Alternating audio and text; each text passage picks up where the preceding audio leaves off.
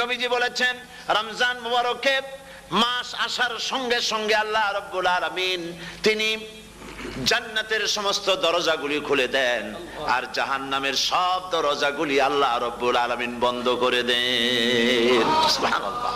আর শয়তানকে শৃঙ্খল দিয়ে বেঁধে ফেলা হয়, শিকল দিয়ে শয়তানরা বাঁধা হয়ে যায়। এই হাদিসটা যখনই শোনাই বিভিন্ন জায়গায় লোকেরা বিভিন্ন জায়গায় প্রশ্ন করে, হুজুর কোন তো যে শয়তানরে বাঁধতে হয়, কিন্তু রমজান মাস তো লোকেরা মদ খায়, মিথ্যা কথা কয়, তাহলে শয়তান বাঁধা থাকলো কেমনে? আমি বলি দেখেন, এরও ব্যাখ্যা আছে।